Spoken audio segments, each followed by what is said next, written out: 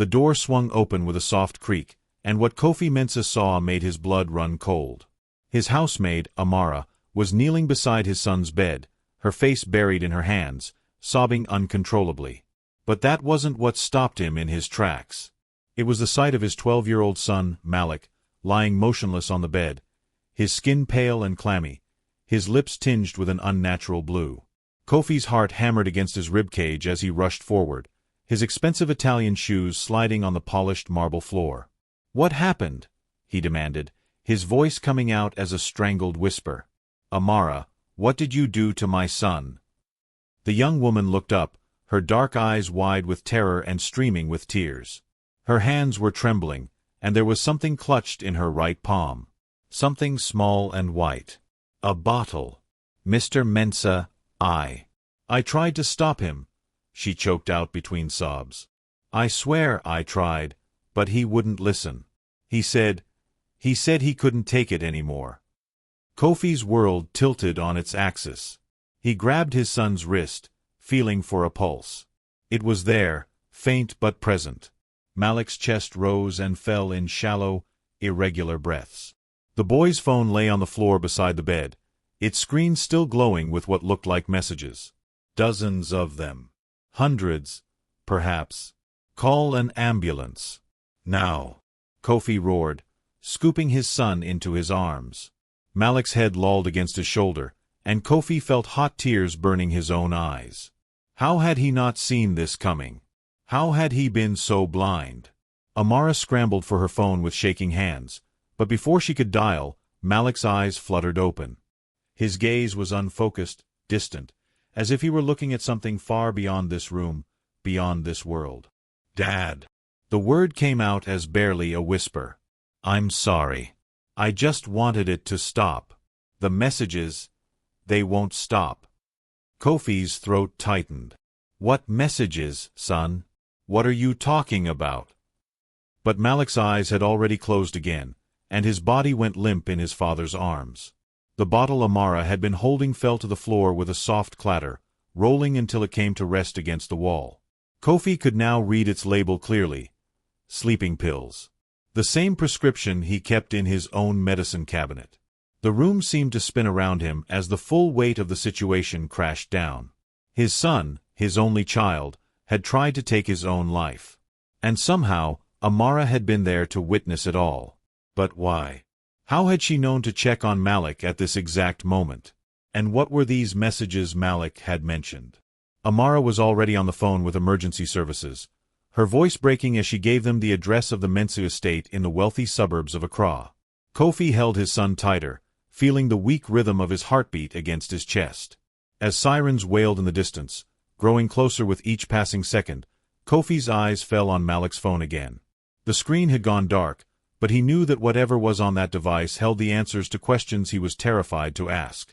Questions about what had driven his bright, beautiful boy to this desperate act. Questions about what role Amara had played in all of this.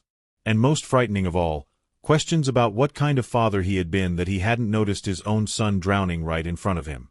The phone suddenly lit up with a new notification, and in that brief moment of illumination, Kofi caught a glimpse of the sender's name. His breath caught in his throat. It couldn't be. It simply couldn't be. But it was. 3 months earlier, life in the Mensah household had looked completely different. Kofi stood in his study, surrounded by floor-to-ceiling windows that overlooked the manicured gardens of his estate, reviewing contracts for his latest real estate development. He was at the peak of his career, a self-made billionaire who had built his empire from nothing, transforming a small construction business into one of West Africa's most successful property development companies. "Mr. Mensah, your coffee," Amara said softly, placing a steaming cup on his mahogany desk. She had been working for the family for only 2 months, but she had quickly become indispensable. At 23, she was reliable, respectful, and had a natural way with Malik that his previous housekeepers had lacked. "Thank you, Amara," Kofi replied without looking up from his documents. "Is Malik ready for school?" "Yes, sir. He's having breakfast now." She hesitated at the door, then added, "Mr. Mensah, if I may. Malik seems quieter than usual lately. Is everything all right with him?" Kofi finally looked up, studying her concerned expression. "He's 12. All boys that age get moody. It's perfectly normal." He waved his hand dismissively. "Besides, he has everything a child could want. Top private school, his own gaming room, the latest technology. What could possibly be wrong?" Amara nodded slowly, but something in her eyes suggested she wasn't entirely convinced. "Of course, sir. I just thought I should mention it." After she left, Kofi returned to his work, pushing the brief conversation from his mind. He had a conference call with investors in London in 20 minutes, followed by a site inspection of his new luxury apartment complex in Kumasi. There was no time to worry about typical preteen mood swings. The truth was, since his wife Grace had died 2 years ago from complications during what should have been a routine surgery, Kofi had thrown himself into his work with an almost desperate intensity. It was easier to focus on construction timelines and profit margins than to deal with the gaping hole Grace had left in their lives. Malik had his expensive school, his activities, his things. Wasn't that enough? Wasn't that what a good father provided? That evening, Kofi returned home well after dinner time, as had become his habit. The house was quiet, most of the lights already dimmed. He found Malik in his room, hunched over his desk with textbooks spread before him. "Still studying?" Kofi asked, loosening his tie. "It's almost 10 o'clock. Malik jumped slightly, as if he'd been somewhere far away in his thoughts. "Oh. Hey, Dad. Yeah, I have a math test tomorrow." Kofi stepped closer, placing a hand on his son's shoulder. The boy felt thin under his touch, almost fragile. "When had that happened? You're working too hard. You're at the top of your class already." "I have to be," Malik said quietly, his eyes fixed on his textbook. "Everyone expects it." "That's the spirit," Kofi said, missing entirely the tremor in his son's voice. "A Mensa never settles for second place. Your mother would be proud." He squeezed Malik's shoulder and headed for the door. "Don't stay up too late. You need your rest." "Dad." Malik's voice stopped him at the threshold. "Yes." For a long moment, Malik said nothing, his mouth opening and closing as if struggling with words that wouldn't come. Finally, he just shook his head. "Never mind. Good night." "Good night, son." Kofi never saw the tears that slipped down Malik's cheeks after he closed the door. He never saw his son pull out his phone and stare at the screen with an expression of pure dread. He never saw the messages that began flooding in, one after another, each one more vicious than the last. The next morning, Amara was the one who noticed the change. She found Malik sitting at the breakfast table, his food untouched, dark circles under his eyes that suggested he hadn't slept at all. "Malik, are you feeling all right?" she asked, pressing the back of her hand to his forehead. "You don't have a fever, but you look exhausted." "I'm fine," he mumbled, pushing his plate away. "Just tired." "Did you sleep at all last night?" Malik's hand instinctively moved to his phone, which sat face down on the table beside him. "Not much. I had a lot on my mind." Amara sat down across from him, her voice gentle but firm. "You know you can talk to me, right? About anything. I may just be the housekeeper, but I care about you." For a moment, Malik's carefully constructed wall seemed to crack. His eyes glistened with unshed tears, and his lower lip trembled. But then his phone buzzed on the table, and the moment shattered. His face went pale as he snatched up the device, his hands shaking as he read whatever message had just arrived. "I have to go," he said abruptly, grabbing his backpack. "I'll miss the bus." "Wait, I can drive you." But Malik was already gone, practically running out of the house as if something was chasing him. Amara stood alone in the dining room, a cold knot of worry forming in her stomach. Something was very wrong, and whatever it was getting worse. The following weeks passed in a blur of normalcy that masked a growing darkness. Kofi remained absorbed in his business empire, barely noticing the changes happening right under his roof. But Amara noticed everything. She noticed how Malik had stopped eating lunch, claiming he wasn't hungry. She noticed how he flinched every time his phone buzzed. She noticed how he'd started wearing long sleeves even in the sweltering Accra heat, and how he took the long way to avoid certain classmates when she picked him up from school. One afternoon, Amara was cleaning Malik's bathroom when she found something that made her heart sink. Hidden behind the toilet, wrapped in tissue paper, was a half-eaten sandwich from 3 days ago, another from the day before, and one from that morning. The lunch she'd carefully packed for him, the food he'd claimed to have eaten at school, all of it discarded and hidden away. She sat on the edge of the bathtub, the evidence in her hands, her mind racing. This wasn't just about being a picky eater. This was deliberate. This was a child who had stopped taking care of himself, who had stopped wanting to take care of himself. That evening, when Kofi arrived home at his usual late hour, Amara was waiting for him in the foyer. She'd spent all afternoon gathering her courage, knowing that what she was about to do could cost her the best job she'd ever had. But Malik's well-being mattered more than her paycheck. "Mr. Mensah, I need to speak with you." "It's about Malik." Kofi paused in the act of checking his phone, his brow furrowing with mild irritation. "Can this wait until morning? I've had a very long day." "No, sir. It can't wait." Amara's voice was respectful but firm. "I'm worried about him. Really worried." Something in her tone must have penetrated Kofi's exhaustion because he pocketed his phone and gave her his full attention. "What do you mean, worried?" "He's not eating. He's barely sleeping. He seems anxious all the time, especially around his phone. And sir, I've noticed bruises on his arms. Fresh ones." Kofi's expression hardened. "Are you suggesting that someone in this house is hurting my son?" "No, sir. I think someone at school might be hurting him. Or maybe several someones. I think Malik is being bullied, and I think it's serious." "Bullied?" Kofi scoffed, though unease flickered across his face. "That's ridiculous. Malik attends the best private school in Ghana. The children there are from good families, educated families. They don't engage in that sort of behavior. With respect, sir, bullying happens everywhere. In every school, every community. Money and education don't make people immune to cruelty." Kofi's jaw tightened. "You've been with us for less than 3 months, Amara. My son and I have a relationship built over 12 years. If something was truly wrong, he would tell me." "Would he?" The words slipped out before Amara could stop them. She pressed on, knowing she'd already crossed a line. "When was the last time you had a real conversation with him, sir? When was the last time you asked him how he was feeling, not just how his grades were?" The silence that followed was sharp enough to cut. Kofi's eyes flashed with anger, but underneath it, Amara saw something else. Shame, perhaps. Or fear. "You're overstepping," he said coldly. "Malik is my son. I know what's best for him."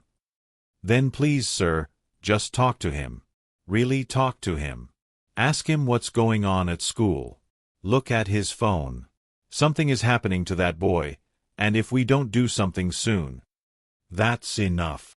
Kofi's voice was ice. "I appreciate your concern, but I'll thank you to remember your place. You're here to clean, cook, and help with basic childcare. You're not a therapist, and you're certainly not his parent." "I am." Amara felt tears of frustration burning behind her eyes, but she held them back. "Yes, sir. I apologize for overstepping." She turned to leave, but Kofi's voice stopped her. "However," he said slowly, as if the words cost him something, "I will speak with Malik. Tonight." Relief flooded through her. "Thank you, sir." But as Amara climbed the stairs to her small room on the 3rd floor, she couldn't shake the feeling that it was already too late. That whatever was happening to Malik had already taken root too deeply to be easily extracted with a single conversation. She was right to worry. Upstairs, Malik sat in his darkened room, his phone illuminated in his lap. The messages had been coming all day, relentless and cruel. They'd started simple enough weeks ago, just teasing about his expensive clothes, his fancy car, the way he talked in class. But then they'd escalated.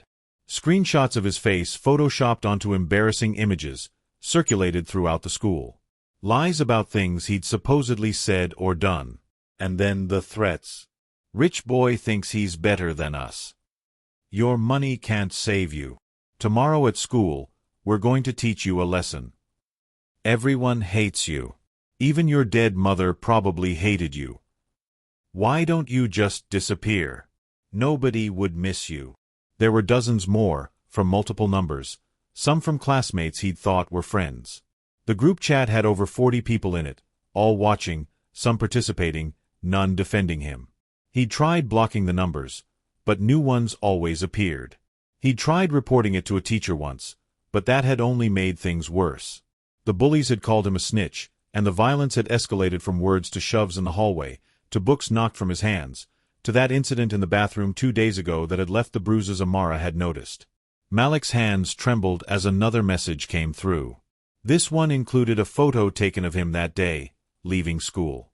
The caption read, "We know where you live, rich boy. Maybe we'll pay you a visit." A soft knock on his door made him jump. He quickly locked his phone and shoved it under his pillow. "Come in," he called, trying to steady his voice. His father entered, and for a moment, Malik felt a surge of hope. Maybe Amara had gotten through to him. Maybe his father would finally see what was happening, would finally help him. "Son," Kofi began, sitting on the edge of the bed, "Amara mentioned she's concerned about you. She seems to think you're being bullied at school." Malik's heart raced. This was his chance. All he had to do was tell the truth, show his father the messages, ask for help. But then he looked into his father's eyes and saw something that made his stomach drop. Skepticism. His father didn't really believe it. He was just going through the motions, checking a box, so he could tell Amara he'd handled it. "I'm fine, Dad," Malik heard himself say. "Amara worries too much. Everything's great at school." The relief on Kofi's face was unmistakable. "I thought so. You'd tell me if something was wrong, wouldn't you?" Malik nodded, not trusting his voice. "Good." Kofi stood, clearly eager to return to his own concerns. "But maybe you should spend less time on that phone. All that screen time isn't healthy. Why don't you give it to me for the night? Get some proper rest."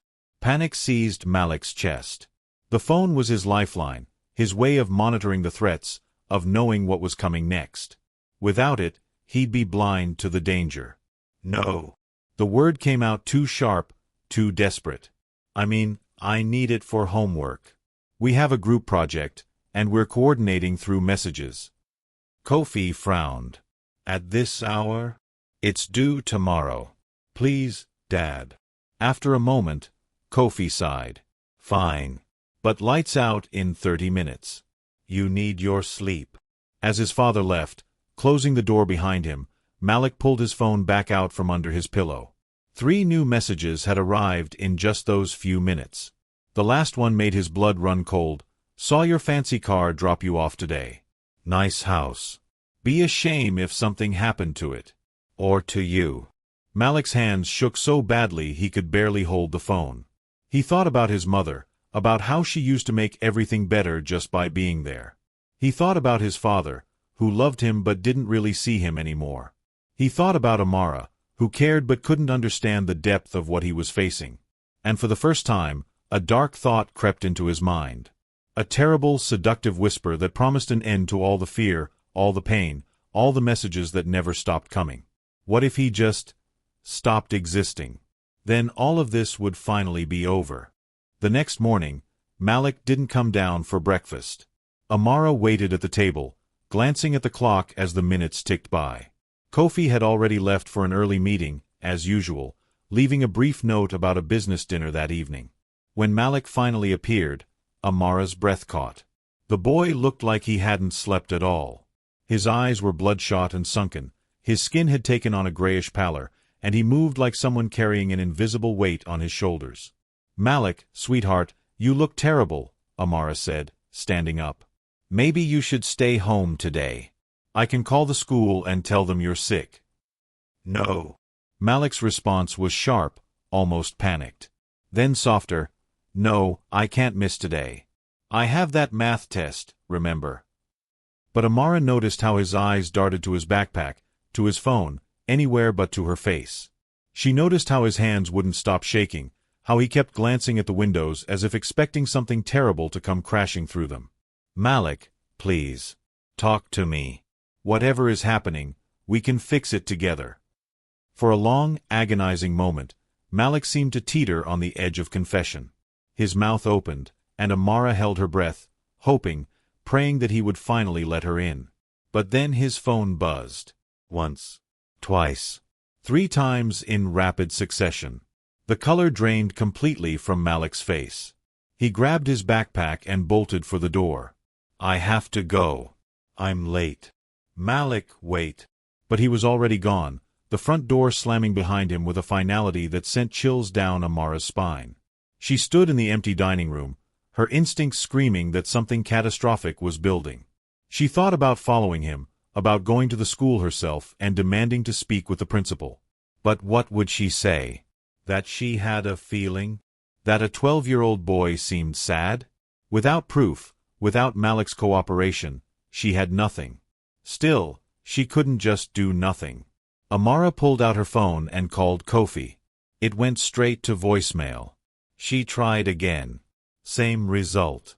She sent a text, "Mr. Mensah, please call me. It's urgent. It's about Malik." An hour passed. Then 2. No response. At noon, unable to stand the waiting any longer, Amara made a decision that could cost her everything. She went to Malik's room. She told herself she was just tidying up, just doing her job. But her hands moved with purpose, searching for evidence of what was tormenting the boy. She checked his desk drawers, his closet, under his bed. Nothing. Then she saw his laptop, sitting closed on his desk. Her conscience warred with her concern. This was a violation of privacy, a betrayal of trust. But what if Malik was in real danger? What if her respect for boundaries cost him something far more precious? Amara opened the laptop. It wasn't password protected, a small mercy. She navigated to his social media accounts, his email, his messages. What she found made her stomach turn. Hundreds of messages. Thousands. Maybe. All of them targeted at Malik. The cruelty was breathtaking in its creativity and relentlessness. Photoshopped images that made her eyes burn with tears of rage. Threats of violence, detailed and specific. Mock-ups of invitations to his own funeral. A poll asking whether he should jump off a building or hang himself, with over 60 votes. And woven throughout all of it, a recurring theme, "Nobody wants you here. You should just die." Amara's hands covered her mouth as tears streamed down her face. How had he endured this alone? How had he gotten up each morning and faced another day of this torture? She grabbed her phone and tried Kofi again. Still no answer. She left a voicemail this time, her voice breaking. "Mr. Mensah, you need to come home right now. I found something on Malik's computer. He's being cyberbullied. Badly. I'm scared for him. Please, sir. Call me back." She screenshotted everything she could, her hands shaking with anger and fear. Then she called the school. "Precious Gates Academy, how may I help you?" "This is Amara Okonkwo, Malik Mensah's caregiver. I need to speak with the principal immediately." "It's an emergency." "I'm sorry, but Principal Adeyemi is in meetings all afternoon. Can I take a message?" "No, you don't understand. Malik is being severely bullied. I have evidence of death threats from other students. I need someone to check on him right now and make sure he's safe." There was a pause. "Miss Okonkwo, that's a very serious allegation." "Are you certain?" "I have screenshots. Hundreds of them. Please, just check on him. Make sure he's okay." "I'll pass this message along to the principal's office immediately." It wasn't enough. Amara knew it wasn't enough. But what else could she do? She spent the rest of the afternoon in a state of anxious paralysis, jumping every time her phone made a sound, praying it would be Kofi calling back, or Malik texting to say he was okay, or the school confirming they'd intervened. Nothing came. At 3:30, the usual time Malik returned home, Amara waited by the door. 3:45 came and went. 4 o'clock. 4:30. At 4:45, Her phone finally rang. But it wasn't Kofi or Malik. It was an unknown number. "Hello, Miss Okonkwo. This is Nurse J from Precious Gates Academy. I'm calling about Malik Mensah." Amara's heart stopped. "Is he okay? What happened?" "He's physically fine, but there was an incident today. He locked himself in a bathroom stall during lunch and wouldn't come out. When we finally got the door open, he was having what appeared to be a severe panic attack. We've called his father multiple times, but we can't reach him." "I'll be right there," Amara said, already grabbing her keys. "There's something else you should know," the nurse said carefully. "When we got Malik calmed down enough to talk, he said something that concerned us. He said, 'I can't do this anymore. I just want it all to stop.' We're required to take statements like that very seriously." The room spun around Amara. "I'm leaving right now. Please don't let him out of your sight. Not for a second." She was in her car and pulling out of the driveway when her phone rang again. This time it was Kofi. "Amara, I got your messages. What's this about Malik?" "Where are you?" she demanded, no longer caring about propriety or keeping her job. "I'm in Kumasi, at the construction site. I told you I had meetings today. What's going on?" "Your son is falling apart, Mr. Mensah. He's being tortured by his classmates online. Death threats, horrible images, constant harassment. He had a panic attack at school today. And you're in Kumasi." The silence on the other end stretched so long that Amara thought the call had dropped. "I'm coming home," Kofi finally said, his voice hollow. "I'll catch the next flight. I'll be there in 3 hours. I'm going to get him now. We'll meet you at home." Amara ended the call and pressed harder on the accelerator. When she arrived at the school, she found Malik sitting in the nurse's office, small and broken-looking, staring at nothing. When he saw her, something in his expression crumbled, and he burst into tears. "I'm sorry," he sobbed as Amara pulled him into her arms. "I'm sorry I'm so weak. I'm sorry I couldn't handle it. I'm sorry I'm such a disappointment." "Oh, sweetheart, no," Amara whispered fiercely, holding him tight. "You are not weak. You are not a disappointment. You are brave and strong, and none of this is your fault. None of it." But even as she said the words, even as she led Malik out to the car and drove him home, Amara couldn't shake the feeling that they were racing against a clock that was already running out. She just didn't know how little time they actually had left. "Now, let me ask you something while we continue Malik's story. Where are you watching from right now? Drop your country or city in the comments below. I'd love to know where in the world you're joining us from. And if this story is touching your heart, please hit that like button and subscribe to the channel. Trust me, you won't want to miss what happens next." The drive home was silent except for Malik's occasional sniffles. Amara kept glancing at him in the rearview mirror, watching as he stared out the window with empty eyes. His phone sat in his lap, face down, but even turned over it seemed to radiate menace. When they pulled into the estate's circular driveway, Malik finally spoke. "Dad's going to be so disappointed in me." "Your father loves you," Amara said firmly, though she wasn't entirely sure Kofi had shown that love in ways Malik could feel. "He's worried about you. We both are. He works so hard to give me everything," Malik continued, his voice flat and distant. "The best school, the best clothes, this house. And I can't even handle a few mean messages. What kind of son am I?" Amara turned in her seat to face him fully. "Malik, look at me." When he did, she saw the depth of pain in those young eyes, and it nearly broke her. "What's happening to you isn't a few mean messages. What I saw on your computer today was abuse. It was psychological torture. And you've been dealing with it alone for weeks, maybe months. The fact that you're still here, still standing, still trying, that doesn't make you weak. That makes you a survivor." "But they're right," Malik whispered. "About everything. I am different. I don't fit in. My mom is dead, and my dad barely knows I exist. Maybe everyone would be better off if I just don't." Amara's voice was sharp enough to cut through his spiral. Don't you dare finish that sentence. Those people who sent you those messages, they don't know you. They don't know how kind you are, how smart, how much potential you have. They're hurt people trying to hurt others to feel powerful. But you, Malik, you have people who love you. People who would be destroyed if anything happened to you. Like who? The question was small, desperate, genuinely curious.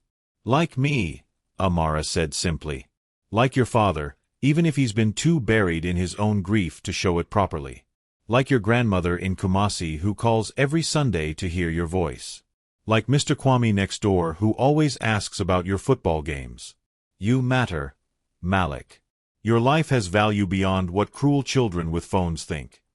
For the first time in weeks, something flickered in Malik's eyes. Not quite hope, but maybe the shadow of it. The faintest possibility that he might not be as alone as he'd believed. They went inside, and Amara made Malik his favorite meal, jollof rice with chicken, even though he only picked at it. She sat with him while he pushed the food around his plate, and she told him stories about her own childhood, about the time she'd been bullied for being too tall, too dark, too poor. About how she'd survived, how she'd found her strength. Did it ever get better? Malik asked. It did, Amara said honestly. But not by itself. It got better because I told someone. Because I asked for help. Because I learned that holding pain inside only makes it grow stronger. Malik nodded slowly, processing this. I wanted to tell Dad. I really did. But he's always so busy, and I didn't want to add to his stress. He's already dealing with so much since Mom died. Your father's stress is not your responsibility, Amara said gently. You're the child. He's the parent. It's his job to carry the heavy things, not yours. They were still sitting at the kitchen table when the front door burst open 3 hours later. Kofi stormed in, his usually immaculate suit wrinkled from travel. His eyes wild with an emotion Amara had never seen in him before. Fear. Malik. He crossed the room in 3 long strides and pulled his son into his arms, holding him so tightly that Malik let out a small gasp. Thank God. Thank God you're okay. Malik stood stiffly in his father's embrace for a moment. Then slowly, tentatively, his arms came up to hug back. And then he was sobbing again, months of pain pouring out in great, heaving cries. I'm sorry, Dad. I'm so sorry. No, Kofi said fiercely, his own voice breaking. I'm sorry. I'm the one who should be apologizing. I wasn't there. I wasn't paying attention. I failed you. They stood like that for a long time, father and son, both crying, both holding on like drowning men finding solid ground. Amara quietly excused herself, giving them privacy, though not before she saw Kofi mouth the words, "Thank you," in her direction. She retreated to the kitchen, but she could still hear them talking in the next room. Show me, Kofi was saying. Show me everything. There was a long pause, then Malik's voice, small and scared. You'll hate me. I could never hate you. You're my son. You're all I have left of your mother. Show me, Malik. Please. Amara heard the sound of a phone unlocking, then silence. She imagined Kofi scrolling through the messages, seeing what she'd seen. The cruelty. The threats. The systematic destruction of a child's sense of self-worth. When Kofi spoke again, his voice was cold with a fury that made Amara shiver even from the other room. Who? I want names. Every single one of them. Dad, please. It'll just make it worse. Worse? Malik, they threatened to kill you. They told you to kill yourself. This isn't something we ignore. This isn't something we let slide. But if we report it, if we make a big deal out of it, everyone will know. Everyone will think I'm weak, that I couldn't handle it, that I had to go crying to my rich daddy to save me. I don't care what they think, Kofi said, and Amara could hear the steel in his voice. Let me be very clear about something, son. I have money. I have power. I have connections. And I will use every single resource at my disposal to make sure the people who did this to you face consequences. But more importantly, I'm going to make sure you get the help you need. Real help. Professional help. You mean therapy? Malik's voice carried a note of alarm. Dad, no. That's for crazy people. That's for people who've been through trauma, Kofi corrected firmly. And what you've experienced, Malik, is trauma. There's no shame in asking for help. The shame is in suffering alone when you don't have to. Another long silence then. Dad, I had bad thoughts. Really bad thoughts. About hurting myself. About making it all stop. Amara's hands gripped the edge of the kitchen counter as she heard Kofi's sharp intake of breath. How bad? He asked quietly. I looked up ways to do it. I thought about taking pills from your medicine cabinet. I thought about it a lot, actually. And the only reason I didn't. Malik's voice broke. The only reason was because I kept thinking about how Amara would be the one to find me. And she's been so nice to me. I didn't want to hurt her like that. Amara pressed her hand to her mouth, tears streaming silently down her face. Oh, son, Kofi whispered. We're going to fix this. Starting right now. Tonight, we're going through your phone together, and we're documenting everything. Tomorrow, I'm pulling you out of that school. We're going to find you somewhere safe, somewhere you can learn without fear. And we're getting you a therapist, the best one in Accra. Money is no object. Your well-being is all that matters. What about your work? My work can wait. My work will always be there. But you, Malik, you're 12 years old. You only get one childhood, and I've wasted too much of it already, buried in my grief and my guilt over your mother. That ends now. From now on, you're my priority. The only priority that matters. Amara heard the sound of Malik crying again, but this time it was different. These were tears of relief, of release, of a burden finally being shared. She wiped her own eyes and began preparing tea, knowing they'd need it for the long night ahead. As she worked, she allowed herself a small moment of hope. Maybe they'd caught this in time.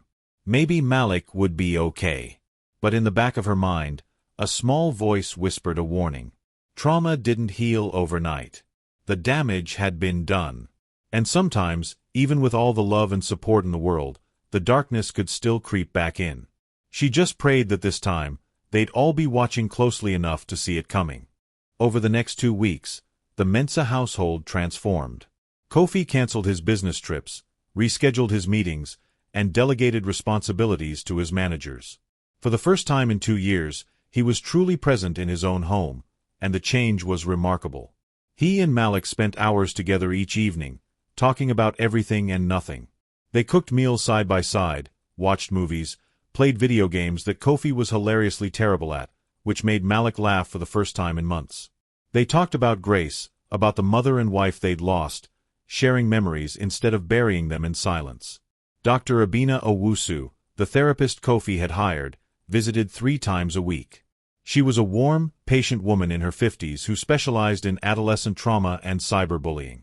After each session, Amara noticed subtle changes in Malik. He held his shoulders a little straighter. He made eye contact more often. The haunted look in his eyes began to fade, replaced by something that resembled peace. Kofi had also hired a lawyer and filed formal complaints against Precious Gates Academy and the families of the students involved in the bullying.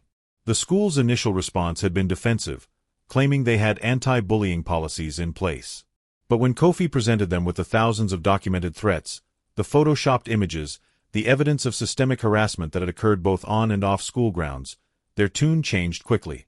They're terrified of a lawsuit, Kofi told Amara one evening as they cleaned up after dinner. And they should be. They failed my son. They failed every child in that building who suffers in silence. What happens next? Amara asked. 6 students have been expelled. 4 more are suspended. The school is implementing new cyberbullying protocols and mandatory digital citizenship classes. And Malik, he smiled, Malik is enrolled at International Community School. It's smaller, more diverse, and they have an excellent counseling program. How does he feel about starting over? Nervous, Kofi admitted, but hopeful. Dr. Owusu says that's healthy. That hope, even cautious hope, is a sign of healing. Amara nodded, but something still nagged at her. Mr. Mensah, I'm glad you're taking action. I'm glad Malik is getting help. But recovery isn't linear. There will be setbacks. Bad days. Moments when the darkness creeps back in. I know, Kofi said quietly. Dr. Owusu warned me about that too. But this time, we'll be watching. This time, he won't face it alone. Upstairs, Malik sat in his room with his new phone. Kofi had gotten him a different number, a fresh start. The old phone had been turned off, put away, its poison finally silenced. This new device had parental controls, limited social media access, and most importantly, no connection to his past tormentors. He opened his journal, something Dr. Owusu had encouraged him to keep. Writing down his thoughts, she said, helped process them, made them less overwhelming. Today was better, he wrote. Dad and I went to see my new school. It's smaller than Precious Gates, but it feels friendlier somehow. The principal actually smiled at me and asked about my interests, not just my grades. There's a kid named Kofi Jr. in my grade who likes the same video games as me. Maybe we could be friends. He paused, pen hovering over paper. I still get scared sometimes. When I hear a phone buzz, my heart races. When I see groups of kids laughing, I wonder if they're laughing at me. Dr. Owusu says that's normal, that it takes time for my brain to learn it's safe again. I'm trying to believe her. The thing nobody tells you about almost dying, even if it's just in your head, is how weird everything feels after. Like I'm seeing the world through new eyes. Dad's hugs feel different now. More real. Amara's cooking tastes better. Even the sunshine seems brighter. Mom, if you can hear me wherever you are, I'm sorry I almost gave up. I know you'd want me to fight. Dad's fighting now too. Fighting for me. It's nice. I wish you were here to see it. He closed the journal and looked around his room. Kofi had offered to redecorate, to help Malik reclaim the space that had witnessed so much pain. They'd painted the walls a warm blue, hung new curtains, rearranged the furniture. It felt less like a prison now, more like a sanctuary. A gentle knock on his door pulled him from his thoughts. Come in, he called. Amara entered with a tray bearing hot chocolate and cookies. Thought you might want a snack before bed. Malik smiled gratefully. Thanks, Amara. For everything. Not just the snacks. For noticing. For caring when you didn't have to. Amara set the tray down and sat on the edge of his bed. Malik, I need you to understand something. What I did, looking through your computer, invading your privacy like that, it was wrong. I know that. But I couldn't stand by and watch you disappear into your pain. I'd make the same choice again, even knowing it was wrong, because your life mattered more than your privacy. I'm glad you did it, Malik said quietly. I don't think I would have told anyone on my own. I was too far gone, too convinced that I deserved it, that there was no way out. You saved my life, Amara. You and Dad. You saved yourself, Amara corrected, by holding on long enough for help to arrive. That took courage, even if it didn't feel like it at the time. They sat in comfortable silence for a moment, then Malik asked, Does it ever really go away? The sadness. Amara considered her answer carefully. Not completely. I think once you've touched that darkness, felt it intimately, it leaves a mark. But the mark fades. It becomes part of your story without defining your whole story. You learn to carry it differently. I don't want to carry it at all, Malik admitted. I know. But maybe someday, when you're older and stronger, that weight you're carrying now will become something else. Empathy. Understanding. The ability to help someone else who's drowning in their own darkness. Pain can be transformed, Malik. It doesn't have to be wasted. Malik nodded slowly, absorbing this. Dr. Owusu said something similar. That I could turn my testimony into my testimony. Smart woman. After Amara left, Malik finished his hot chocolate and prepared for bed. He went through his new nighttime routine, charging his phone outside his room, writing 3 things he was grateful for, doing the breathing exercises Dr. Owusu had taught him. But as he lay in the darkness, waiting for sleep, his mind wandered to his old classmates, the ones who had tormented him. He wondered if they felt any remorse. If they understood the weight of what they'd done. If they'd ever apologize, or if they'd just move on, forgetting him entirely, never knowing how close they'd come to having blood on their hands. He wondered if he'd ever be able to forgive them. He wondered if he'd ever be able to forgive himself for almost giving up. These questions swirled in his mind as sleep finally claimed him. And in his dreams, he was running through a dark forest, pursued by shadows that whispered cruel words. But this time, when he stumbled and fell, hands reached down to help him up. His father's hands. Amara's hands. Dr. Owusu's hands. Even his own hands, older and stronger, reaching back through time to pull his younger self forward into the light. He woke the next morning feeling lighter, ready to face his first day at his new school. What he didn't know, what none of them knew, was that danger wasn't done with him yet. That sometimes the shadows don't stay in nightmares. Sometimes they follow you into waking life, wearing familiar faces, speaking with familiar voices, waiting for the perfect moment to strike again. And that moment was coming sooner than any of them could have imagined.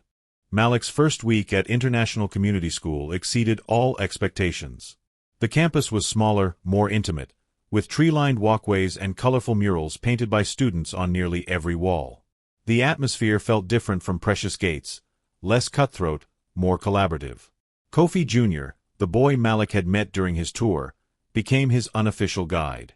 He was friendly without being overwhelming, genuine in a way that made Malik's cautious heart dare to hope that maybe, just maybe, he could have a real friend here. "So your dad's the Kofi Mensa?" Junior asked during lunch on the third day, his eyes wide. "The real estate guy. That's crazy cool." Malik tensed, waiting for the usual comments about being rich, spoiled, privileged. But Junior just grinned and added, "My mom's a doctor and my dad teaches engineering at the university. We're all just kids of people who work hard, right? No big deal." And somehow, it wasn't a big deal. Not here. The students at ICS came from diverse backgrounds, diplomatic families, entrepreneurs, academics, expatriates. Wealth wasn't currency here the way it had been at Precious Gates. What mattered was character, kindness, contribution. Dr. Owusu had warned that Malik might be hypervigilant, seeing threats where none existed. She was right. Every time someone laughed in the hallway, his pulse quickened. Every time his phone buzzed with a notification from the school's messaging app, his hands trembled slightly. But each time, the threat was imaginary. Just normal kids being normal kids. By Friday afternoon, as Malik walked out to meet Amara at pickup, he felt something unfamiliar settling in his chest.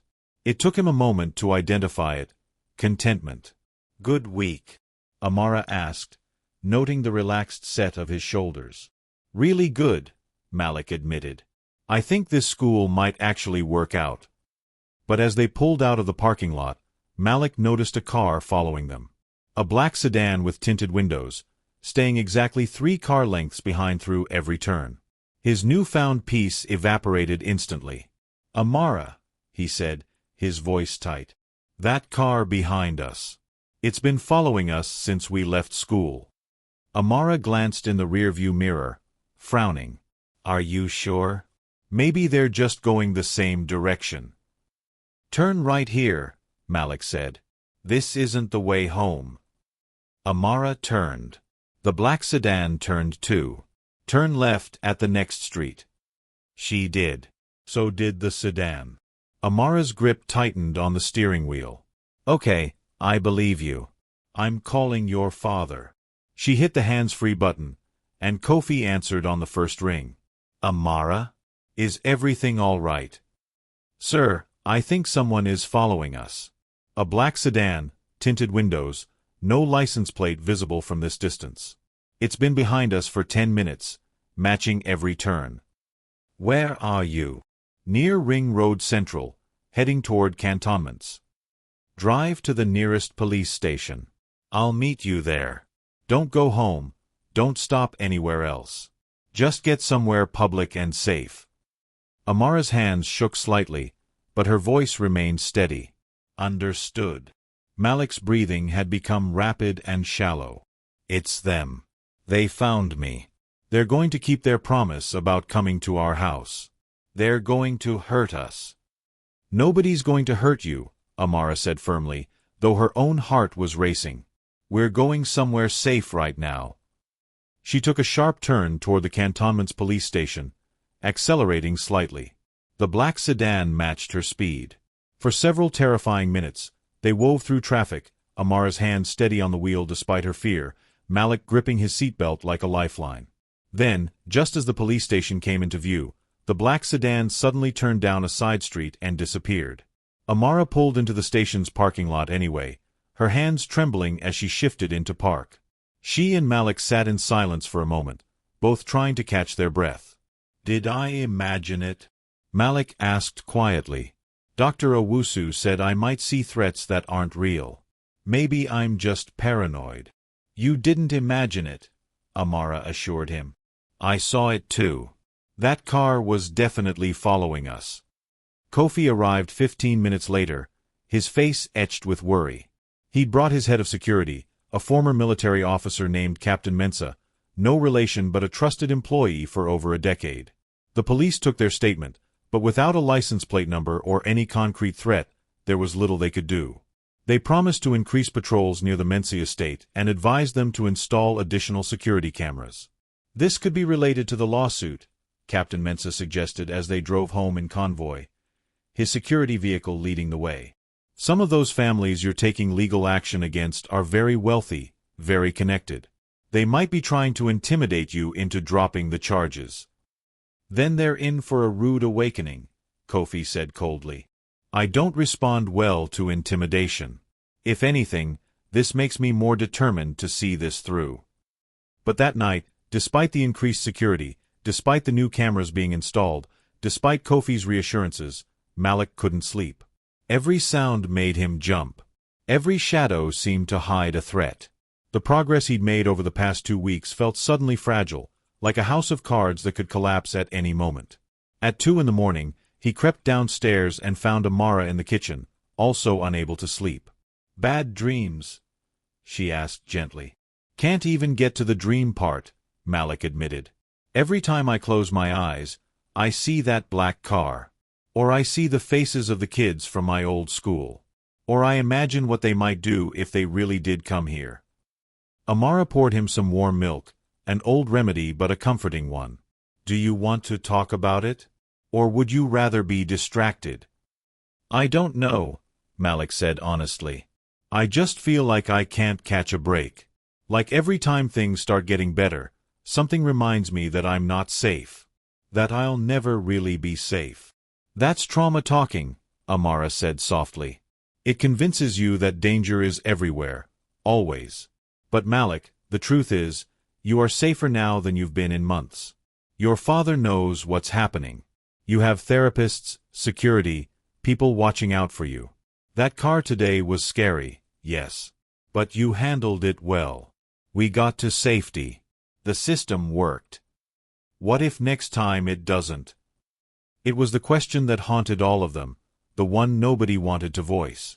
Because the truth was, despite all their precautions, despite all the love and support and professional help, they couldn't control everything. They couldn't predict every threat or prevent every danger. All they could do was stay vigilant, stay connected, and hope it would be enough. What none of them knew, as they sat in that kitchen in the early morning hours, was that the real danger wasn't coming from outside their home. It was already inside, and it had been there all along. Malik's first week at International Community School exceeded all expectations. The campus was smaller, more intimate, with tree-lined walkways and colorful murals painted by students on nearly every wall. The atmosphere felt different from Precious Gates, less cutthroat, more collaborative. Kofi Jr., the boy Malik had met during his tour, became his unofficial guide. He was friendly without being overwhelming, genuine in a way that made Malik's cautious heart dare to hope that maybe, just maybe, he could have a real friend here. So your dad's the Kofi Mensah? Junior asked during lunch on the third day, his eyes wide. The real estate guy. That's crazy cool. Malik tensed, waiting for the usual comments about being rich, spoiled, privileged. But Junior just grinned and added, "My mom's a doctor and my dad teaches engineering at the university. We're all just kids of people who work hard, right? No big deal." And somehow, it wasn't a big deal. Not here. The students at ICS came from diverse backgrounds, diplomatic families, entrepreneurs, academics, expatriates. Wealth wasn't currency here the way it had been at Precious Gates. What mattered was character, kindness, contribution. Dr. Owusu had warned that Malik might be hypervigilant, seeing threats where none existed. She was right. Every time someone laughed in the hallway, his pulse quickened. Every time his phone buzzed with a notification from the school's messaging app, his hands trembled slightly. But each time, the threat was imaginary. Just normal kids being normal kids. By Friday afternoon, as Malik walked out to meet Amara at pickup, he felt something unfamiliar settling in his chest. It took him a moment to identify it. Contentment. "Good week?" Amara asked, noting the relaxed set of his shoulders. "Really good," Malik admitted. "I think this school might actually work out." But as they pulled out of the parking lot, Malik noticed a car following them. A black sedan with tinted windows, staying exactly 3 car lengths behind through every turn. His newfound peace evaporated instantly. "Amara," he said, his voice tight. "That car behind us. It's been following us since we left school." Amara glanced in the rearview mirror, frowning. "Are you sure? Maybe they're just going the same direction." "Turn right here," Malik said. "This isn't the way home." Amara turned. The black sedan turned too. "Turn left at the next street." She did. So did the sedan. Amara's grip tightened on the steering wheel. "Okay, I believe you. I'm calling your father." She hit the hands-free button, and Kofi answered on the first ring. "Amara? Is everything all right?" "Sir, I think someone is following us." A black sedan, tinted windows, no license plate visible from this distance. "It's been behind us for 10 minutes, matching every turn." "Where are you?" "Near Ring Road Central, heading toward cantonments." "Drive to the nearest police station. I'll meet you there. Don't go home, don't stop anywhere else. Just get somewhere public and safe." Amara's hands shook slightly, but her voice remained steady. "Understood." Malik's breathing had become rapid and shallow. "It's them. They found me. They're going to keep their promise about coming to our house. They're going to hurt us." "Nobody's going to hurt you," Amara said firmly, though her own heart was racing. "We're going somewhere safe right now." She took a sharp turn toward the cantonment's police station, accelerating slightly. The black sedan matched her speed. For several terrifying minutes, they wove through traffic, Amara's hand steady on the wheel despite her fear, Malik gripping his seatbelt like a lifeline. Then, just as the police station came into view, the black sedan suddenly turned down a side street and disappeared. Amara pulled into the station's parking lot anyway, her hands trembling as she shifted into park. She and Malik sat in silence for a moment, both trying to catch their breath. "Did I imagine it?" Malik asked quietly. "Dr. Owusu said I might see threats that aren't real. Maybe I'm just paranoid." "You didn't imagine it," Amara assured him. "I saw it too. That car was definitely following us." Kofi arrived 15 minutes later, his face etched with worry. He'd brought his head of security, a former military officer named Captain Mensah, no relation but a trusted employee for over a decade. The police took their statement, but without a license plate number or any concrete threat, there was little they could do. They promised to increase patrols near the Mensah estate and advised them to install additional security cameras. "This could be related to the lawsuit," Captain Mensah suggested as they drove home in convoy, his security vehicle leading the way. "Some of those families you're taking legal action against are very wealthy, very connected. They might be trying to intimidate you into dropping the charges." "Then they're in for a rude awakening," Kofi said coldly. "I don't respond well to intimidation. If anything, this makes me more determined to see this through." But that night, despite the increased security, despite the new cameras being installed, Despite Kofi's reassurances, Malik couldn't sleep. Every sound made him jump. Every shadow seemed to hide a threat. The progress he'd made over the past 2 weeks felt suddenly fragile, like a house of cards that could collapse at any moment. At 2 in the morning, he crept downstairs and found Amara in the kitchen, also unable to sleep. "Bad dreams?" she asked gently. "Can't even get to the dream part," Malik admitted. "Every time I close my eyes, I see that black car. Or I see the faces of the kids from my old school. Or I imagine what they might do if they really did come here." Amara poured him some warm milk, an old remedy but a comforting one. "Do you want to talk about it? Or would you rather be distracted?" "I don't know," Malik said honestly. "I just feel like I can't catch a break. Like every time things start getting better, something reminds me that I'm not safe. That I'll never really be safe." "That's trauma talking," Amara said softly. "It convinces you that danger is everywhere, always. But Malik, the truth is, you are safer now than you've been in months. Your father knows what's happening. You have therapists, security, people watching out for you. That car today was scary, yes. But you handled it well. We got to safety. The system worked. What if next time it doesn't?" It was the question that haunted all of them, the one nobody wanted to voice. Because the truth was, despite all their precautions, despite all the love and support and professional help, they couldn't control everything. They couldn't predict every threat or prevent every danger. All they could do was stay vigilant, stay connected, and hope it would be enough. What none of them knew, as they sat in that kitchen in the early morning hours, was that the real danger wasn't coming from outside their home. It was already inside, and it had been there all along. 3 days passed without incident. The black sedan didn't reappear. The security cameras showed nothing suspicious. Life in the Mensa household began to settle into a new rhythm, one built on communication, presence, and healing. Malik continued to thrive at his new school. He joined the chess club and was cautiously making friends beyond just Kofi Jr. His sessions with Dr. Owusu were going well, and he'd started sleeping better, the nightmares becoming less frequent. Kofi had found a balance between work and fatherhood, spending mornings at the office and evenings at home. He'd even started a new tradition of Sunday father-son adventures, where he and Malik would explore different parts of Accra together, just the two of them, rebuilding the bond that grief and neglect had weakened. It was during one of these quiet, healing days that everything fell apart. Amara had gone to the market to buy groceries. Kofi was in his study, on a video call with his legal team about the ongoing lawsuit. Malik was in his room, doing homework. Or so everyone thought. What actually happened was this. Malik had received a friend request on his new, supposedly secure social media account. The profile looked harmless, a student from ICS he'd seen in the hallways but never spoken to. Against his better judgment, against all the rules Dr. Owusu had helped him establish about online safety, he accepted. Within seconds, a message appeared, "We found you." Malik's blood turned to ice. Another message, "Did you really think you could escape? That changing schools would save you."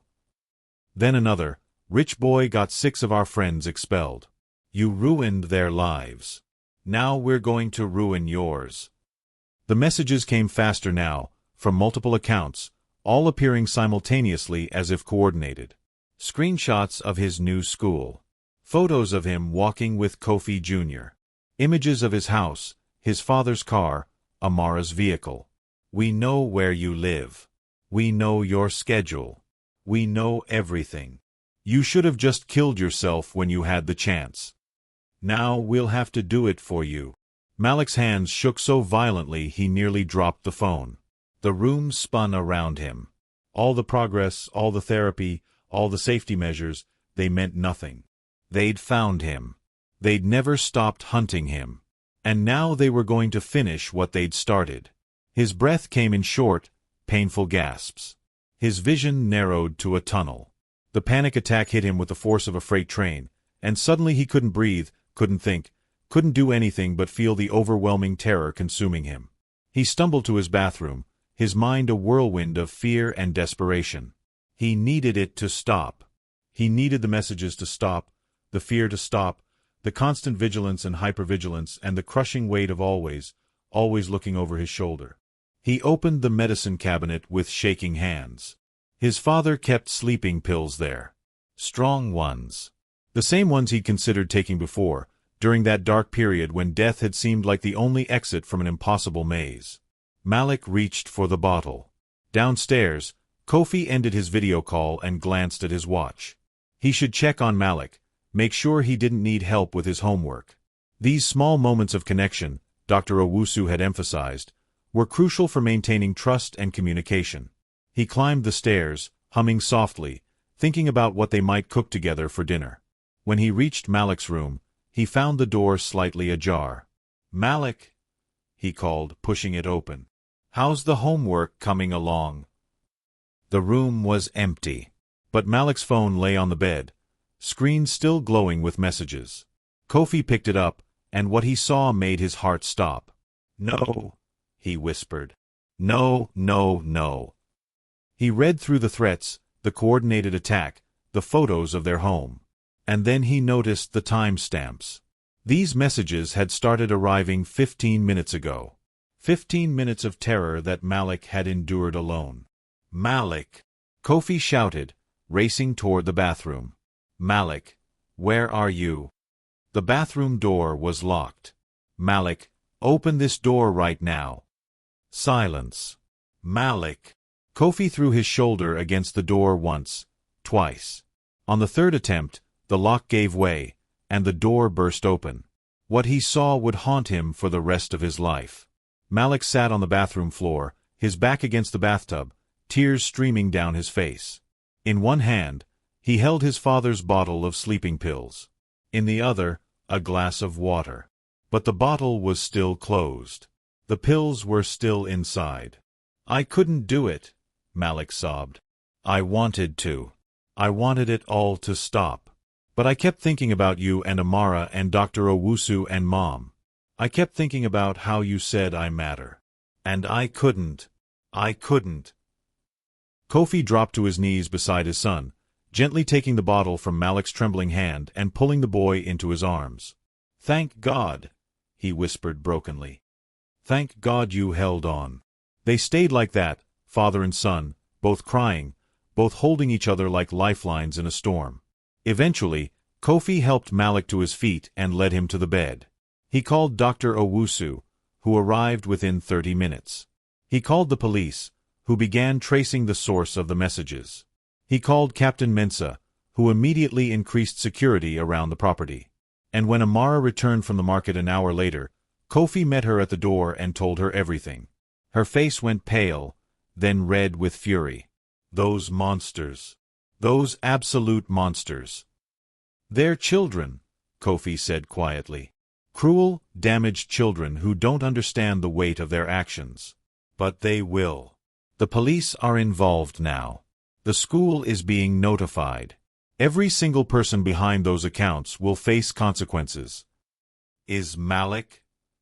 "He's alive. He's safe. Dr. Owusu is with him now." Kofi's voice broke. He almost wasn't Amara. "If he'd taken those pills 5 minutes before I found him, if he hadn't had second thoughts, we'd be planning a funeral instead of a recovery." Amara pressed her hand to her mouth, tears spilling over. "What do we do now?" "We hold on," Kofi said. "We stay close.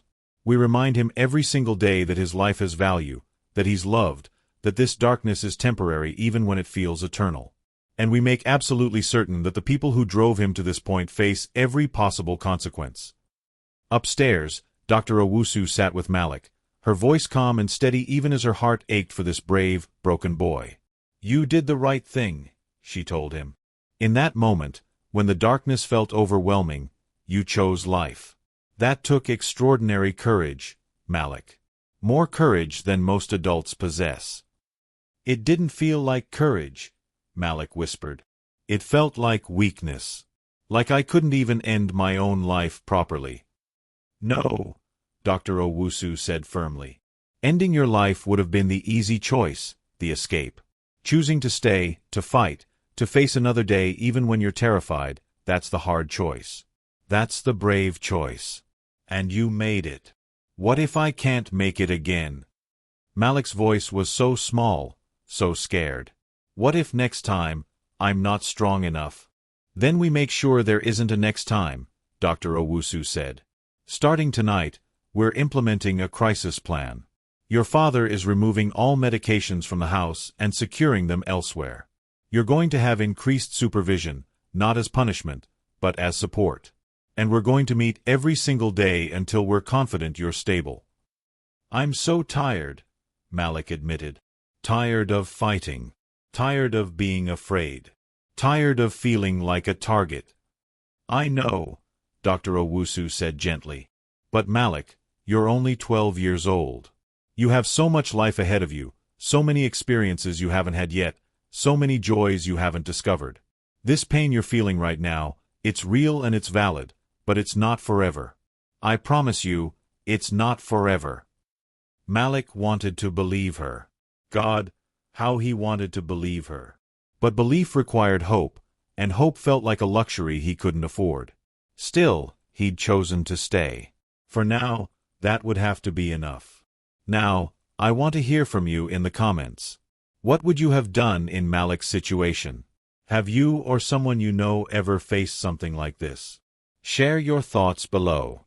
And if this story is moving you, please hit that subscribe button and share this video with someone who needs to hear it. Your support helps us reach more people with stories that matter. Let's continue with what happens next. The aftermath of that terrible day brought changes that reshaped the Mensa household completely. Kofi made the difficult decision to have Malik temporarily withdraw from school entirely. Dr. Owusu recommended a brief inpatient stay at a specialized adolescent mental health facility, but Malik begged not to go, terrified of being separated from the few people he trusted. They compromised. Malik would remain at home, but with round-the-clock supervision. Dr. Owusu would visit daily. A psychiatric nurse would stay at the house during the day while Kofi worked. And Amara, who had already proven herself invaluable, was given a significant raise and asked to become a full-time member of Malik's care team. You don't have to do this, Kofi told her privately. This is far beyond what you signed up for. If you want to find other employment, I'll understand completely and provide excellent references. Amara looked at him as if he'd lost his mind. Mr. Mensa, that boy in there has become like family to me. I'm not going anywhere. Not until I know he's truly okay. The police investigation moved swiftly. The messages had come from multiple accounts, but the digital trail led back to 5 students from Precious Gates Academy. 2 were among those who'd already been expelled. 3 were new players, friends of the original bullies who decided to continue the harassment as some twisted form of revenge. When the police showed up at their homes with warrants, the reality of their actions finally crashed down on these teenagers. One girl broke down immediately, confessing everything through tears, claiming she hadn't thought it was real, that it was just words on a screen, that she never imagined Malik would actually try to hurt himself. That's the problem with cyberbullying, the investigating officer told Kofi. These kids hide behind screens and forget there's a real human being on the other end. They don't see the tears, don't hear the pain, don't witness the consequences until it's too late. All 5 students were charged with cyberstalking and harassment. Their parents, wealthy and influential, tried to make the charges disappear, but Kofi's lawyers were relentless. Several families offered settlements, large sums of money in exchange for dropping the criminal complaints. Kofi refused every single one. This isn't about money, he told his legal team. This is about accountability. These children need to understand that actions have consequences. That you can't torture someone to the brink of death and walk away unscathed just because your parents are rich. The case garnered media attention. Newspapers ran stories about the dark side of Ghana's elite private schools. Television programs featured experts discussing the cyberbullying epidemic. Parent groups organized forums on digital safety and mental health awareness. And through it all, Malik slowly, painfully, began to heal. It wasn't linear. Some days he woke up feeling hopeful, ready to engage with his therapy, willing to believe that life could get better. Other days he couldn't get out of bed, couldn't stop crying, couldn't see past the fog of depression that wrapped around him like a suffocating blanket. Dr. Owusu worked with him on developing coping strategies. When the dark thoughts came, He was to immediately tell someone. When anxiety overwhelmed him, he practiced breathing exercises, grounding techniques, and mindfulness meditation. When he felt isolated, he was encouraged to reach out, to connect, to remember that he wasn't alone. Kofi became the father he should have been all along. He cut his work hours permanently, hired a CEO to manage day-to-day operations of his company, and devoted himself to being present for his son. They cooked together, watched movies together, took long walks around the estate grounds together. "Tell me about Mom," Malik said one evening as they sat in the garden, watching the sunset paint the sky in shades of orange and pink. "Not the sick mom, not the dying mom. Tell me about who she was before." Kofi smiled, though his eyes glistened with unshed tears. "Your mother was fierce. People saw her quiet demeanor and assumed she was meek, but Grace had a strength that could move mountains. When we first started dating, I was arrogant, thought I knew everything. She put me in my place so fast." He chuckled at the memory. "She told me that money doesn't make you important, character does. That success isn't measured by what you accumulate, but by what you give and who you become." "I wish I remembered more about her," Malik said softly. "I was only 10 when she died, and already some of the memories are getting fuzzy." "Then we'll keep them alive together," Kofi promised. "Every story I have, every photo, every video, I'll share them all with you. Your mother loved you more than life itself, Malik. And she would be so proud of how hard you're fighting right now." "Would she?" Malik's voice was uncertain. "I almost gave up. I almost chose the easy way out." "But you didn't," Kofi said firmly. "In your darkest moment, you chose to stay. That's not weakness, son. That's the kind of strength your mother had. The kind that keeps going even when everything hurts." Amara, too, became more than just a housekeeper. She was Malik's confidant, his cheerleader, his reminder that the world still held kindness and safety. When he had nightmares, she was there with warm milk and gentle words. When he struggled with flashbacks, she helped ground him in the present moment. When he doubted his worth, she reminded him of all the ways he mattered. "You know what I think," she told him one afternoon as they baked cookies together, one of his therapy assignments to engage in normal, pleasurable activities. "I think you're going to help a lot of people someday. You're going to take this pain you've endured and transform it into something powerful. You're going to be the person someone else needs when they're drowning in darkness." "How can you be so sure?" Malik asked, carefully measuring flour into a bowl. "Because I've seen your heart," Amara said simply. "Even in your worst moments, even when you were being tormented, you never became cruel. You never turned your pain outward and tried to hurt others. That says everything about who you are, Malik Mensa. And that kind of person, that kind of soul, doesn't waste their second chance at life." 6 weeks after the incident with the pills, Dr. Owusu declared that Malik was stable enough to consider returning to school. The question was whether he wanted to go back to ICS or try something completely different. "What if I'm not ready?" Malik asked during one of their sessions. "What if I go back and everything falls apart again?" "Then we adjust," Dr. Owusu said. "Recovery isn't about being perfect or never struggling. It's about having the tools and support to handle struggles when they come. You're not the same boy who walked into that bathroom 6 weeks ago, Malik. You're stronger now. You know your triggers. You know your coping strategies. You know you're not alone. But what if they find me again? What if more people from Precious Gates decide to come after me?" "That's possible," Dr. Owusu acknowledged honestly. "I won't lie to you and say you're completely safe from future harassment. But you're safer than you were. You have better boundaries, better support systems, and most importantly, you have the knowledge that you can survive the darkness. Because you already have." After much discussion with his father and his care team, Malik made his decision. He would return to ICS, but on a modified schedule.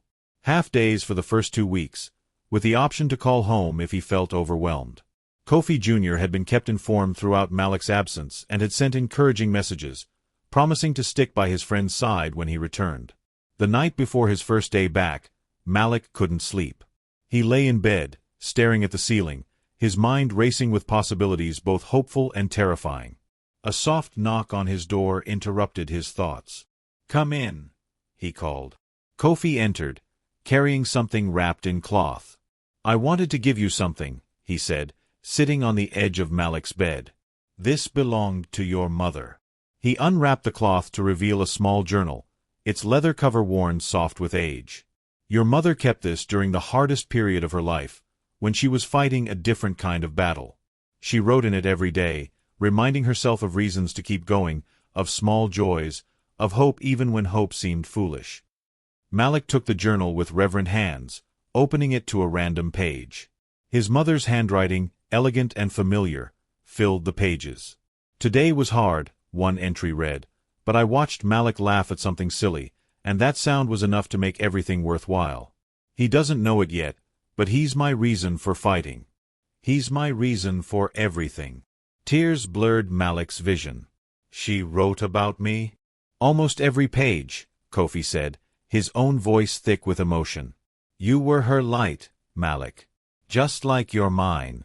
And I think she'd want you to have this, to know that even the strongest people have dark days. Even your mother, who seemed invincible, struggled sometimes. But she kept going. And so will you." Malik held the journal to his chest, feeling connected to his mother in a way he hadn't in years. "Thank you, Dad." "No, thank you," Kofi said. "For staying. For fighting. For giving me the chance to be the father I should have been all along." After Kofi left, Malik opened to a blank page at the back of his mother's journal and picked up a pen. He thought for a long moment, then began to write. "Dear Mom, I almost gave up. I almost let the darkness win. But I'm still here. And tomorrow, I'm going to try again. I'm going to walk back into that school and face my fears. I'm going to keep fighting, keep healing, keep becoming whoever I'm meant to be. I'm doing it for Dad, for Amara, for Dr. Owusu, for everyone who believed in me when I couldn't believe in myself. But most of all, I'm doing it for you. Because you taught me that strength isn't about never falling down. It's about getting back up, even when everything in you wants to stay down. I love you, Mom. Watch over me tomorrow. I'm going to make you proud." He closed the journal and placed it on his nightstand, then turned off the light. For the first time in months, Malik fell asleep without fear, his mother's words wrapping around him like a protective embrace. Tomorrow would bring its own challenges. But tonight, he was safe, loved, and most importantly, alive. And that was enough. The morning of Malik's return to school dawned bright and clear, as if the universe itself was offering encouragement. He woke early, his stomach a knot of nerves, but his mind clearer than it had been in months. Amara had prepared his favorite breakfast, pancakes with honey and fresh fruit. Kofi sat across from him at the table, not rushing off to work, but present and attentive, ready to drive his son to school personally. "You don't have to do this today if you're not ready," Kofi said gently. "There's no shame in taking more time." "I know," Malik replied, pushing his food around his plate. "But I think I need to do this. Not because I'm completely healed or because I'm not scared anymore, but because I can't let fear make all my decisions. Dr. Owusu says that courage isn't the absence of fear. It's doing the thing even when you're terrified." "Wise woman," Kofi agreed, pride evident in his eyes. The drive to ICS was quiet, but it was a comfortable silence. When they pulled up to the school gates, Malik saw Kofi Jr. waiting by the entrance, just as he'd promised. The sight of a friendly face made something unclench in Malik's chest. "You've got this," Kofi said, squeezing his son's shoulder. "And if you don't, if it gets too hard, you call me. No judgment, no disappointment. Just support. Always. Thanks, Dad. For everything." Malik stepped out of the car and walked toward the school, each step an act of defiance against the darkness that had nearly consumed him. Kofi Jr. met him halfway, his smile genuine and welcoming. "Man, it's good to see you," Jr. said, falling into step beside him. "School's been boring without you. Nobody else appreciates my terrible jokes." Malik managed a small laugh. "That's because they really are terrible." As they walked through the halls, Malik braced himself for stares, whispers, judgment. The story of his struggle had been kept private, but rumors always had a way of spreading. Some students did look at him curiously, but there was no malice in their gazes. If anything, there was a kindness he hadn't expected. One girl from his English class approached him during break. "Hey, Malik. Welcome back. If you need notes from the classes you missed, I kept extra copies. Just let me know." A boy from the chess club stopped by to say the team had missed him and they'd saved his spot. Even a teacher, Mrs. Boateng, pulled him aside briefly. "Mr. Mensah, I'm glad you're back. If you ever need extra time on assignments or just someone to talk to, my door is always open." The kindness was almost overwhelming. Malik had spent so long expecting cruelty that compassion felt foreign, almost suspicious. But as the day wore on, he began to accept it, to let it sink into the wounded places in his heart. Lunch was the hardest part. The cafeteria was loud and crowded, and for a moment, Malik felt the old panic rising. His phone, now strictly monitored by his father, sat silent in his pocket, but phantom buzzes haunted him, making him flinch at sounds that weren't there. "Hey, you okay?" Junior asked, noticing Malik's tension. "Yeah, just a lot of people. A lot of noise. Want to eat outside? There's a quiet spot under the mango tree. It's where I go when I need to think." They relocated to the shaded spot, and the relief Malik felt in the quieter space was immediate. They talked about normal things, video games and upcoming assignments, and Junior's disastrous attempt at cooking dinner for his family the previous week. It was beautifully, gloriously normal. When Kofi picked him up at noon, as planned for this shortened first day, Malik was exhausted but oddly triumphant. "How was it?" Kofi asked. "Hard," Malik admitted. "But good.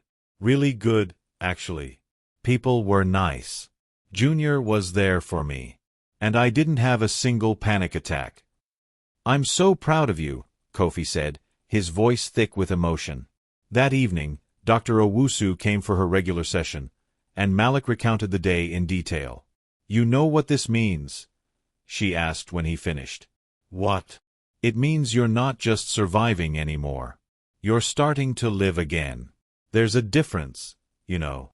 Survival is about getting through each moment. Living is about experiencing joy, connection, purpose. Today you lived." Over the following weeks, Malik's confidence grew steadily. He returned to full-time school attendance.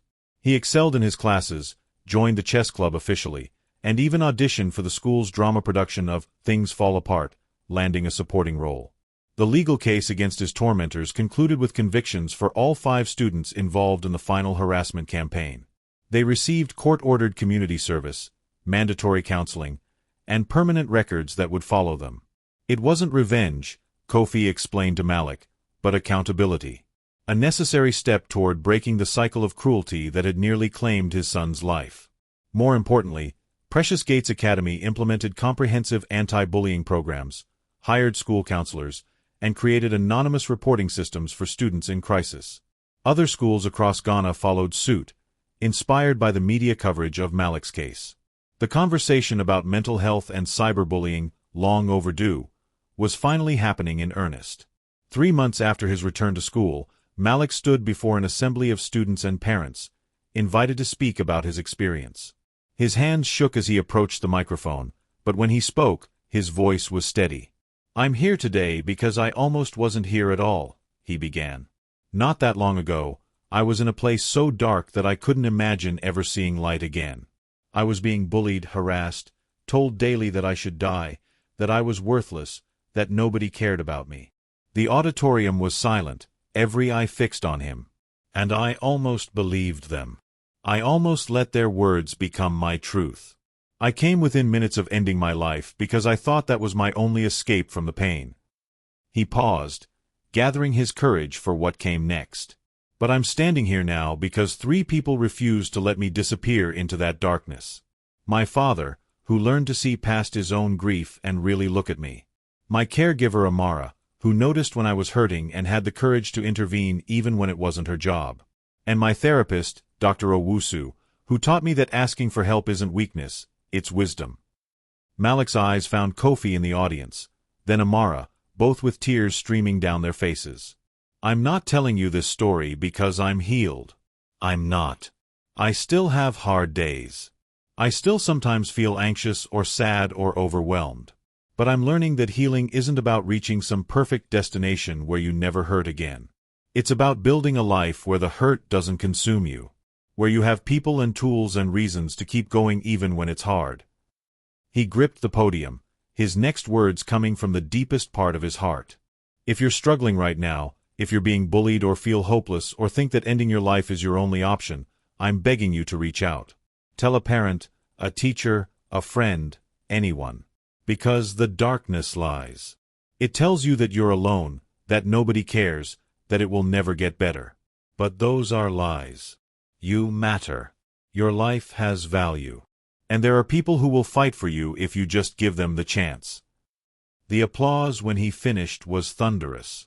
Students approached him afterward, some sharing their own struggles, others simply thanking him for his courage. 2 students privately disclosed to school counselors that they'd been having suicidal thoughts, directly inspired by Malik's openness to seek help for themselves. That evening, as the Mensa household gathered for dinner, a new tradition Kofi had insisted on maintaining, there was a lightness in the air that had been absent for so long. You were incredible today, Amara said, serving rice onto Malik's plate. Your mother would have been so proud. She would have, Kofi agreed. You took your pain and transformed it into purpose. That's the highest form of healing. Malik smiled, a genuine smile that reached his eyes. I still have a long way to go. I know that. But for the first time in forever, I actually believe I'll get there. You will, Kofi assured him. And we'll be with you every step of the way. Later that night, Malik sat at his desk with his mother's journal, now filled with his own entries alongside hers. He opened to a fresh page and began to write. Dear Mom, today I told my story to a room full of strangers. I was terrified, but I did it anyway. And you know what? It helped. Not just me, but other people too. Maybe that's what you meant when you wrote about turning pain into purpose. Maybe that's what surviving is for, so we can help others survive too. I'm still healing. Still learning to trust that life can be good again. But I'm not giving up. I'm choosing to stay, to fight, to believe that better days are coming. Because they are, Mom. Slowly, steadily, they really are. I miss you every day. But I'm learning to carry that missing differently now, not as a weight that drags me down, but as a reminder of how much I was loved. And how much I still am. Thank you for teaching me to be strong. Thank you for being my reason to keep going even when you couldn't stay. I promise to make you proud. I promise to live the life you fought so hard to give me. Love always, your son, Malik. He closed the journal and looked out his window at the night sky. Stars scattered across the darkness like tiny promises of light.